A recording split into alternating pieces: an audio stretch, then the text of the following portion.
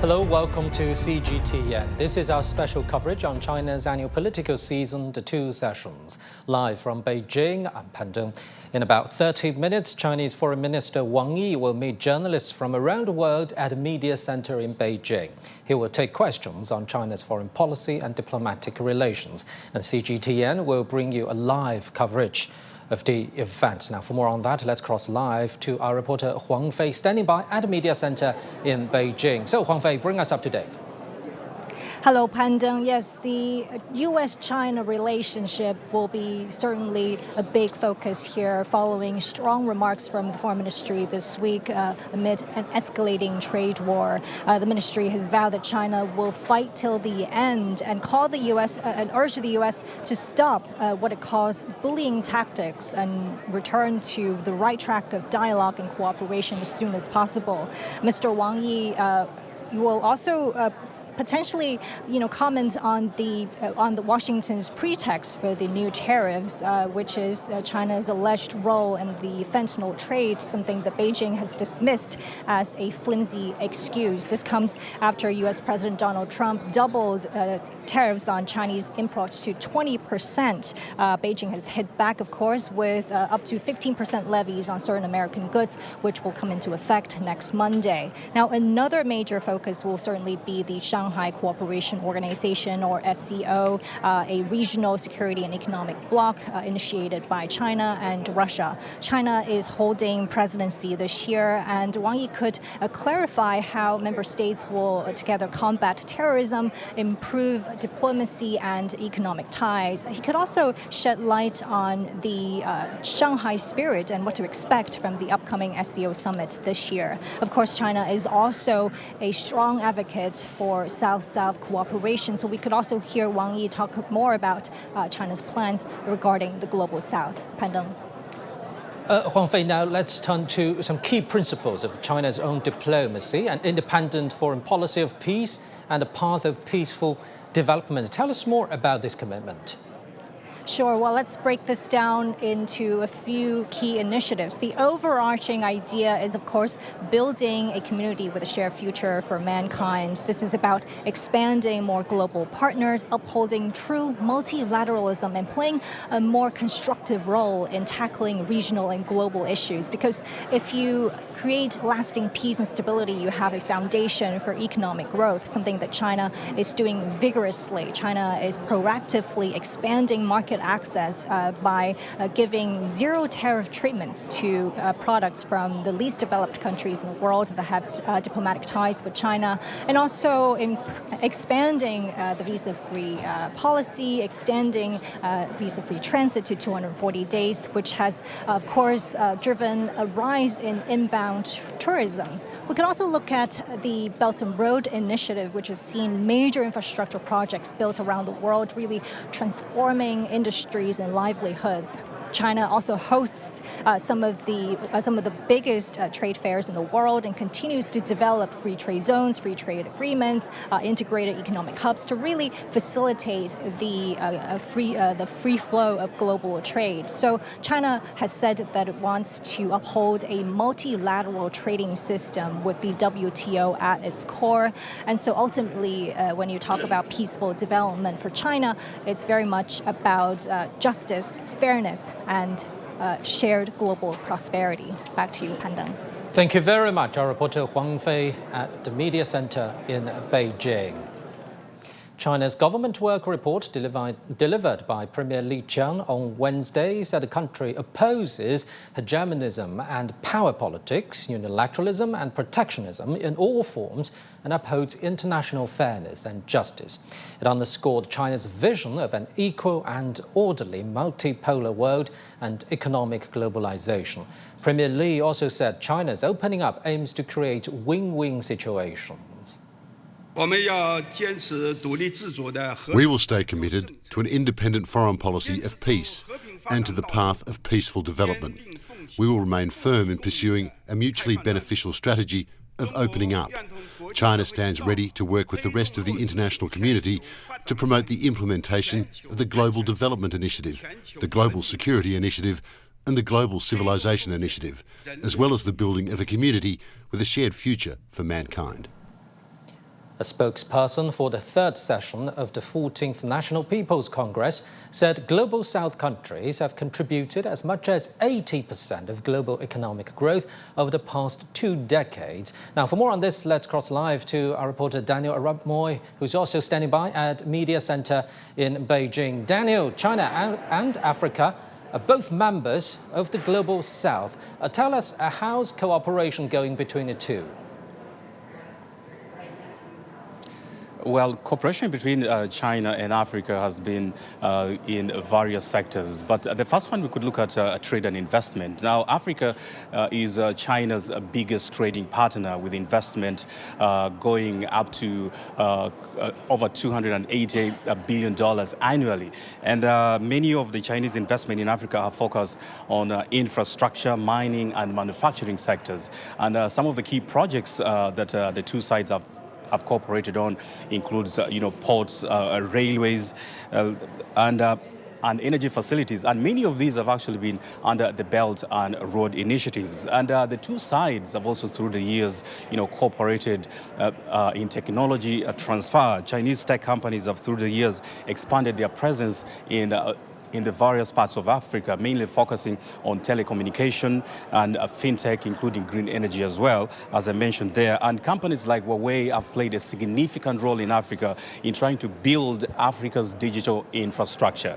And also on the political and the diplomatic side, FOCAC summit that took place here in Beijing last year, cemented China's relationship with African countries, and many new agreements were signed in the areas of health, education and development. So these areas have seen the two sides improve their relationship, grow together through what we call a win-win situation and mutual respect for each other. And finally, the fourth point that I see very critical in China-Africa's relations through the years is in the area of peace and security. Now, China through the years has supported African countries in peace stabilization. They have extended support to various African countries, various areas like the Sahel and the Horn of Africa to try and resolve peace and make sure that these regions cease away from conflict. Because we've seen many parts of Africa still have those challenges. But China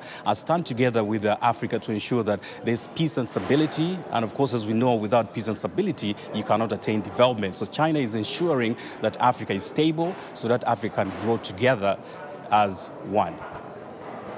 Thank you very much, our reporter Daniel Arap-Moy at Media Center in Beijing.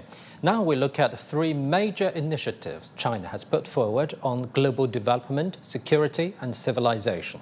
The Global Development Initiative was first proposed by President Xi Jinping in a virtual address to the UN General Assembly in September 2021. The initiative puts development first and people at the center and seeks to accelerate the implementation of the UN 2030 Agenda for Sustainable Development. President Xi Jinping also put forward the Global Security Initiative at the Boao Forum for Asia Annual Conference 2022. The initiative aims to meet the pressing needs of the international community to maintain world peace and safeguard true multilateralism. It charts the course for all countries around the world to find a path that ensures security for all, by all and of all. In March 2023, Xi Jinping put forward the Global Civilization Initiative at a dialogue between the Communist Party of China and other global political parties. The initiative calls for respecting the diversity of civilizations and strengthening international exchanges and cooperation. It also calls on countries to explore diversified paths toward modernization. Now, for more insights, we're joined in the studio by Ms. Zhu Ahmad Han and Professor Zhao Hai. Thank you very much for joining us. Let me start with you, Ms. Han. We've just introduced the 3 global initiatives put forward by China. You're from Pakistan. China and Pakistan are next-door neighbors and also both members of the Global South. How are these initiatives been reflected in bilateral ties between China and Pakistan? Well, firstly, thank you. It's really an honor to be here. It's an important occasion, not only for China, but the world. Speaking of China and Pakistan, of course, we are both neighbors. We are also what we call Iron Brothers, two countries that have a deep friendship for decades now. And when it comes to China-Pakistan bilateral cooperation, the most recent phase was obviously through the Belt and Road Initiative, the China-Pakistan Economic Corridor. And I resonate deeply with Daniel when he spoke of China-Africa cooperation, that even though this new phase of cooperation has started with infrastructure that Pakistan, in our case, really needed. This included ports, special economic zones, railways, deep infrastructure, energy infrastructure.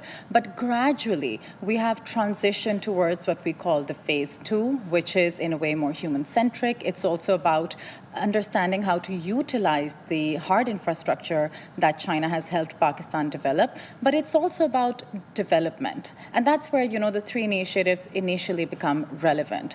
Today, Pakistan, with coordination with Chinese partners, is thinking about how to improve our progress with the UN SDGs, how to introduce better governance, how to think about development in a more humanistic way, and understand how we can find solutions within the realities that we find ourselves. The second you mentioned is obviously the Global Security Initiative. We know the SCO is important today. We are both members of the Shanghai Cooperation Organization. We have consistently supported each other on security issues. We understand that economies and security are both interconnected, and Pakistan has been a victim of a lot of security challenges. So the security initiative resonates deeply with Pakistan. And that's because we understand that, in a way, security is a collective challenge that the world, the global community has to think about facing. The three evil forces, separatism, terrorism, and radicalism, these are all forces that are threatening all of us. So as opposed to what we experience with some Western countries that accused us, it's important to understand that the solutions have to be multifaceted, and we have to keep into consideration the fact that countries are victims of these challenges. And in that way, the GSI resonates deeply because it's talking about building trust and thinking of these issues long-term and deeply connected with social issues. And Civilizations Initiative, absolutely. We have lived for far too long in a world that was hegemonistic. We were a colonized country, and somehow our perspectives were not considered important, relevant. With the Civilizations Initiative, we understand that our unique history, our unique points of view, the deep wisdom from our ancestors has relevance today. It is equally important in the narrative, the global narratives. And civilizations, once they respect each other, understand each other, rather than trying to convert each other because of ideological means, will result in a world that respects, not only respects, but celebrates diversity. And that's something that the Global South has longed, desired. Right, Professor. In recent years, we've been hearing this term, true multilateralism, in China's diplomacy more frequently. Help our global audience to understand, what does true multilateralism stand for? Well, first of all, thank you for inviting me, and it's very happy to be here with Zoom again. I think this year we are during this two-session period, and it's very important China speak out about China's concept of foreign policy, foreign strategy into the world. And the world needs stability at this particular moment and needs fresh ideas how to move forward with the world, because we're facing a multi-polarity world, a challenged multilateralism. And that's when we talk about what is true and what's not true multilateralism. A not true multilateralism is actually playing zero-sum politics when you have a smaller a group of nations are uniting together on security, on military issues against other countries. And that is very much against China's very concept of shared community for mankind. And also, when China talk about global security initiative, China advocate a very new concept that is common, shared, comprehensive, and sustainable security. And that concept addressed the very nature of today's conflict in the world, around the world. And I think in that particular concept that China separate with the traditional idea, particularly from America, from the West, that you need to have deterrence, you need to build up your military to resolve security issues, you have to crush the other side. And China is talking about every participant in the global security framework needs to maintain their own security, and everybody needs to respect others' needs for security. And in that respect, we need to go through peaceful solutions, and particularly negotiations and making concessions and compromise, and then we reach a very sustainable long-term peace solution. So I think China identified there's a real deficit in peace and governance and development in the world, and that's why we're proposing these global initiatives in sequence.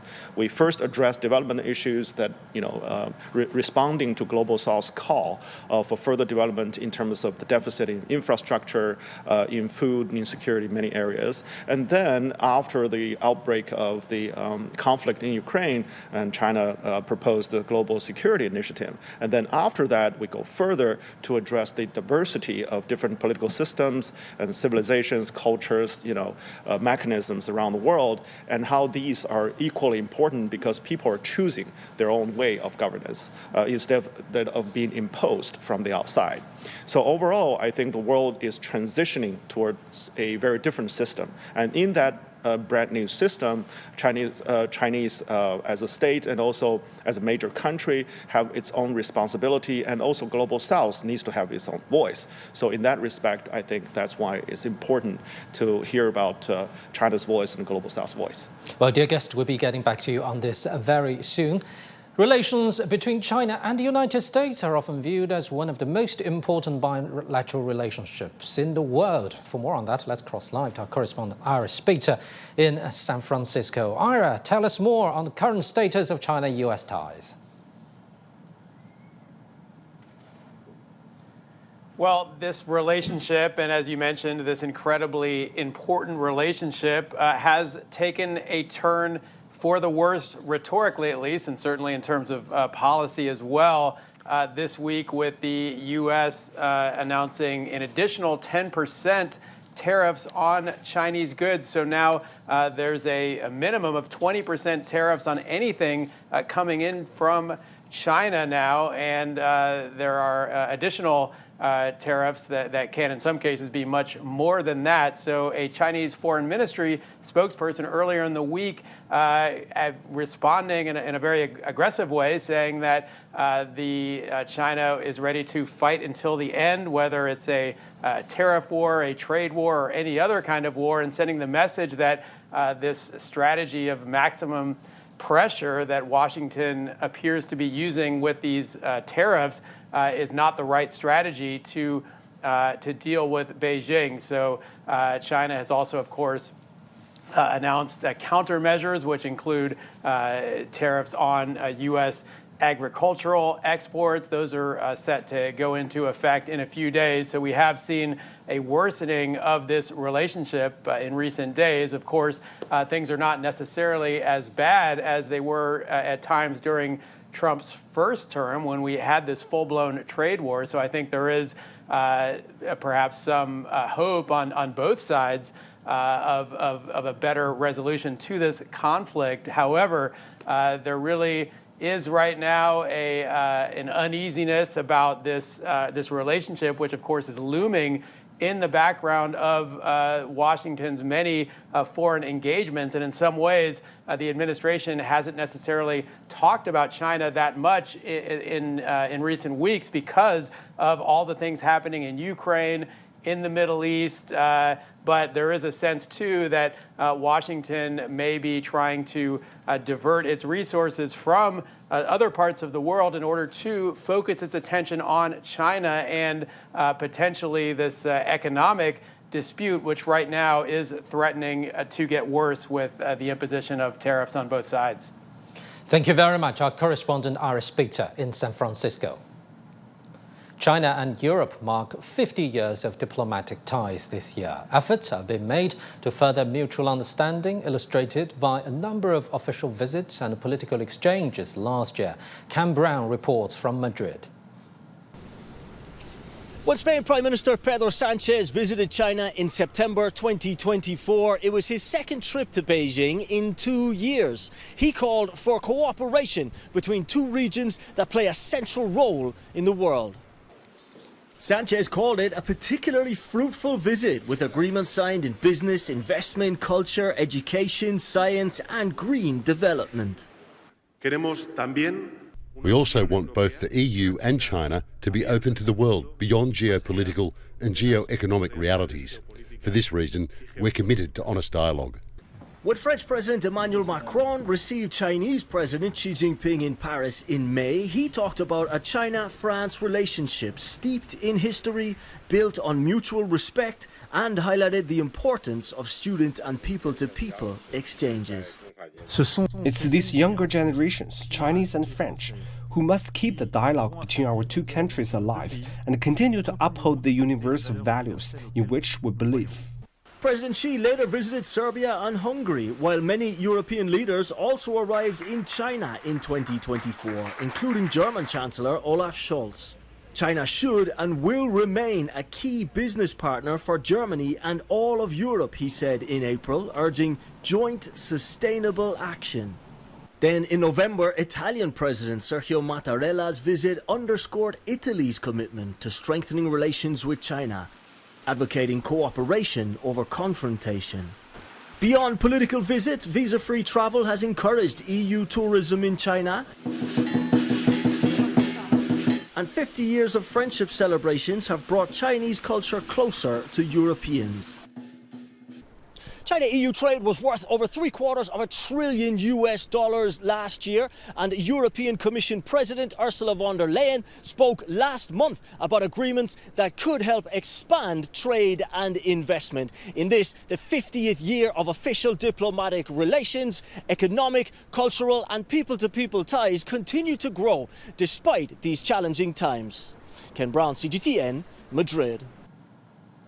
China has been playing a major part in global governance, and its stance on key international issues has been firm and consistent as the world faces increasingly serious challenges. The primary characteristic of China's diplomacy is its upholding of true multilateralism. At this year's Munich Security Conference, China called for an inclusive and orderly multipolar world, aligning with the international community's broad consensus. China rallies global South nations to improve the global governance system, with the UN at the center. Last month, at the G20 foreign ministers meeting in Johannesburg, Wang urged joint efforts for a just and equitable world based on common development. China believes in peaceful coexistence and always seeks solutions through dialogue and communication, even if there may be differences or disagreements. China also pursues win-win cooperation. Its Belt and Road Initiative has been conducted under the principle of extensive consultation, joint contribution, and shared benefits. Now let's get more insights. Professor Zhao, talking about China-US ties, I know you just came back from Washington, witnessing those whirlwind changes in the past month in American politics and the American vision to the whole world. And if not, those changes are to come in the next following 4 years, if you will. Tell us the standing of China-US ties now and in the near future. Are you optimistic or kind of very cautious on any kind of improvement signs? Well, the only thing I can say right now is unclear, because there's a lot of uncertainty around both within Washington, D.C. about their own direction, where the United States is going, and around where China-US relations will go, because China's policy has been very consistent, and Chinese Foreign Minister Wang has said that. President Xi has said that we'll continue to adhere to peaceful coexist, win-win cooperation, and mutual respect as a principle to conduct bilateral relationship. However, it's unclear what is the U.S. policy towards China. Throughout the years, there's back and forth, the first Trump, the second Trump, the Biden administration going in between. There's a lot of different ideas moving forward, and exactly where is the clear direction is not clear. That's number one. Number two is that right now, Trump seems to be focused on the one single issue, fentanyl, on China, and he's repeatedly adding tariff on China. for that specific reason. However, China has recently published a white paper explaining what exactly happened in the area of fentanyl, and it's really not a good reason to impose tariff on China, and the United States needs to come to talk with China about how to cooperatively resolve this issue instead of unilaterally imposing tariff. And besides, imposing tariff is useless. On the one hand, it's going to increase inflation domestically in the United States. It's going to bring destruction to bilateral trade and also impacting global supply chain. On the other hand, it's not going to increase the supposed revenue for the United States and resolve their domestic fiscal problems. So overall, I would say this is not a zero-sum game. This is a negative sum game because there's no winner in terms of purely adding tariff and without talking to each other. And the United States wanted to go about it alone. And adding to that, the United States also trying to impose tariff around the world. By Trump's term, it's called reciprocal tariff. We don't know how reciprocal that will be because right now, if he imposed those tariffs, that will basically return the U.S. average tariff back to like 70, 80 years ago. That is going to be very bad for the global trade and global investment environment. Meanwhile, again, I think through the two sessions, we will see that China will maintain its principle and will stand firm against any provocation coming out of the United States. And we've made it very clear we'd better talk instead of going towards confrontation with each other. Yeah, and beyond this bilateral context, many observers are saying that such behaviors will cause disruptions to the global supply and industrial chains, if not to the world order as we know it since the Second World War. So talking about the impact, Ms. Han, do you think the Global South is ready to embrace the impact? Well, I think, first of all, in this past decade or two have seen a lot of improvements in the degree to which the Global South has decided to see itself as not only bystanders and observers, but also those who can be proactive, take action, take initiative. We have seen an increasing number of multilateral initiatives between the Global South countries and more focus being given to what's being said from groupings like the SCO, like BRICS. Now we have China, Central Asia, so many other examples. So I think when we talk about the importance of a certain country, which has been the United States, the hegemonic power, so to speak, in many ways, and the impact its negative attitude can have on the resolve of the global community, then that impact is definitely reducing. In the meantime, the Global South has also gradually realized that a more long-term, stable, steady partnership can be envisioned with China that can not only relate to the growing demands and the needs and the changes the Global South is experiencing, but is also practically able to help. The United States, maybe back in the 60s and 50s, was involved in many infrastructure projects in developing countries, but that has not been the case for a very long time. It is China today that's helping Global South countries develop. And it is China that Global South countries are looking towards when they talk about stability, when they talk about their growing needs, changing, evolving requirements. So I think, of course, the China-US tensions and this erratic attitude that Professor Zhao has clearly explained from the Trump administration is a reason for anxiety. But at the same time, the Global South countries, I think, are also realizing that they need to support each other. They need to think about global challenges, and they see China, the UN system, as core partners that are strong, stable, and that will help maintain a certain, stability or respect for the multilateral system that we all uphold. So are Global South countries ready to embrace this change? I'm not sure if anyone can be ready for this kind of, negative attitude from a country that was the custodian, so to speak, of multilateral values in many ways, or thought to be. But I think they're more prepared and they're more capable and taken more seriously because of simply how much they have achieved in the last years. So let me quickly follow up on your notion of this multiple platforms in the Global South. For example, BRICS is started by 4 nations. Now it has so many new members, and also with the SCO, Shanghai Cooperation Organization, started focusing on security, but now it's about so much more. Tell us more about the dynamics of these multilateral platforms among the Global South. I think what's happening is that developing countries, or those countries that were on the peripheries at some point, have realized that they are the best at identifying the problems they face, and the solutions don't only lie with the countries that were considered to be the center of the global stage. When we talk about the evolution of BRICS also, back when the grouping was created, the impact those economies, the founding economies, had on the global stage was less. But with time, they have multiplied more effect. And they're also able to, because of that improvement that they experienced in their individual economies, because of the increased awareness and also utilization of many channels of communication and dialogue between these countries. Indeed, and talking about this, Chinese Foreign Minister Wang Yi is about to hold a press conference at the media center in Beijing during China's annual political season. He's expected to address a lot of hot-button issues of global concern. You're watching live footage from the media center in Beijing. A press conference held by Chinese Foreign Minister Wang Yi is about to start. Chinese Foreign Minister Wang Yi is meeting press.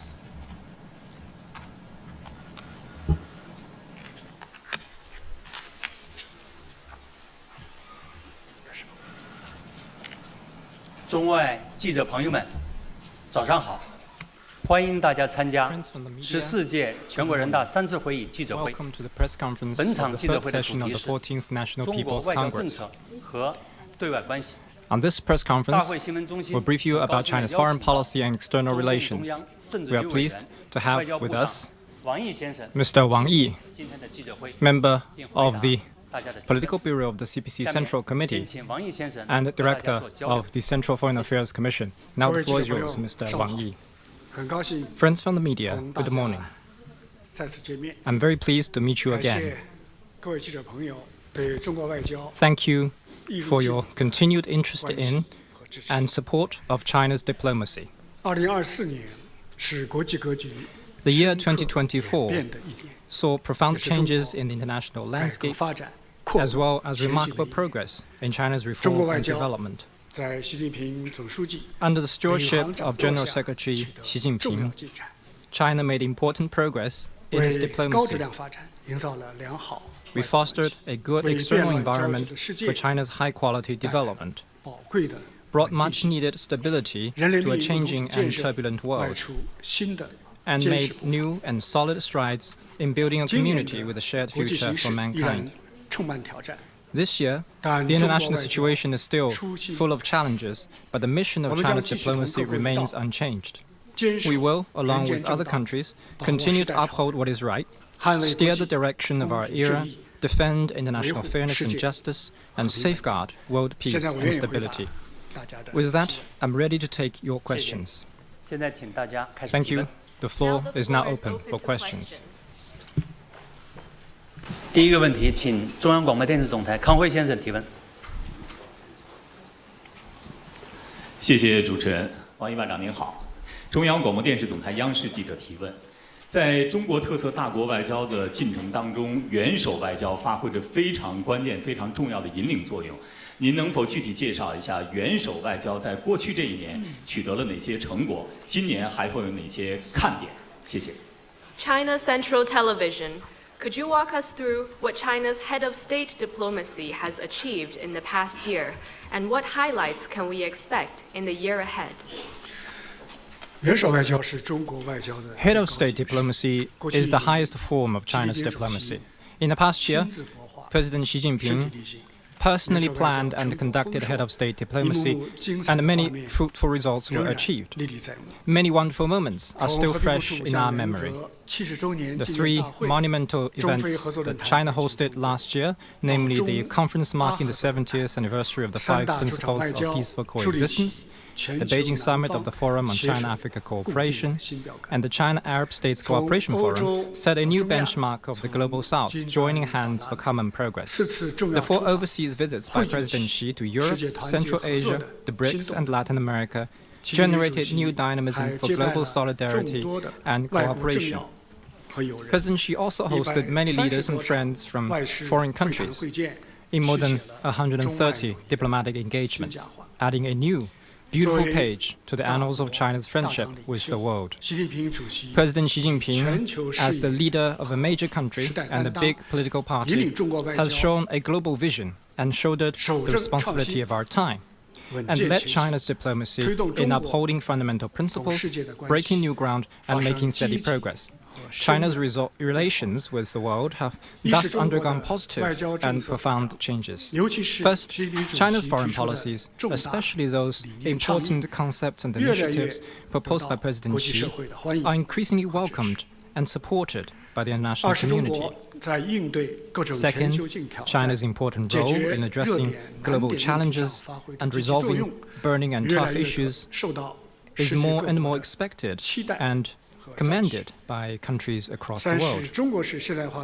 Third, the success of Chinese modernization and the inspiration it offers are increasingly recognized and emulated by more and more countries. The year 2025 is important for both China and the world. There will be new highlights in China's head of state diplomacy. Last month, President Xi attended the opening ceremony of the Beijing Winter Games, marking the beginning of the diplomatic events that China will host this year. We will solemnly commemorate the 80th anniversary of the victory in the Chinese People's War of Resistance against the Japanese aggression and the World Anti-Fascist War, and hold a series of major events, including the Shanghai Cooperation Organization Summit. President Xi is expected to make a number of overseas visits. Head of state diplomacy will write a new chapter of closer cooperation and shared success between China and the world. Thank you. 中区第三排第三位塔斯社的记者，请提问。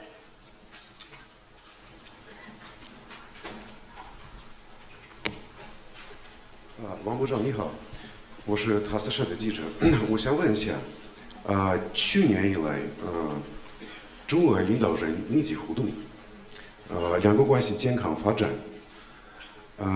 但是也有人担心，近期俄美开展对话，会不会影响中俄战略协作？您如何看待中俄关系？谢谢。There have been frequent interactions between the leaders of China and Russia since last year, and China-Russia relations have enjoyed sound development. At the same time, some are wondering whether recent Russia-US talks would affect China-Russia strategic coordination. What is your take on China-Russia relations? 中俄关系每次都会被问到。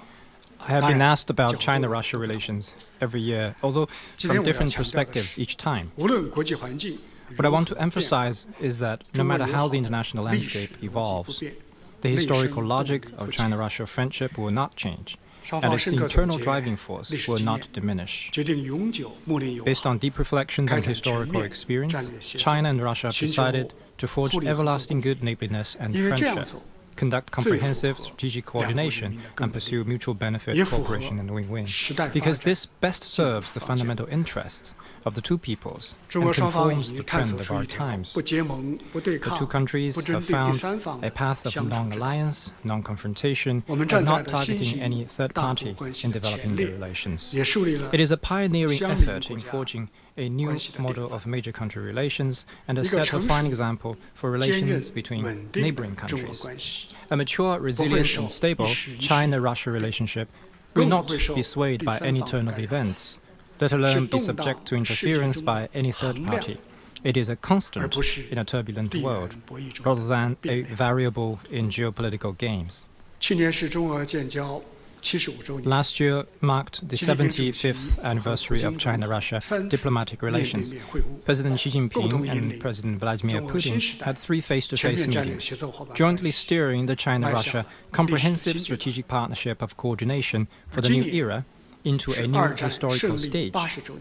This year will be the 80th anniversary of the victory in World War II. Back then, China and Russia fought valiantly in the main theaters of Asia and Europe, respectively. The two nations made immense sacrifice for and major historic contributions to the victory of the World Anti-Fascist War. The two sides will take the opportunity of joint commemoration of this important historical milestone to advocate the correct historical view of World War II, defend its victorious outcomes, uphold the UN-centered international system, and promote a more just and equitable international order. Thank you. 谢谢，请大家继续提问。请中区第一排第3位这位男士，谢谢。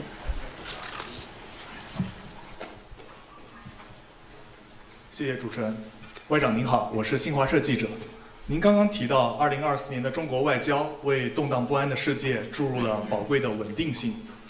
2025年的国际形势可能会更加的变乱交织，您觉得中国外交又将发挥怎样的作用？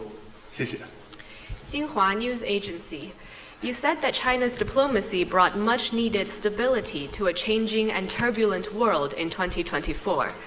As more transformation and chaos are expected in 2025, what role will China play in the world on the diplomatic front?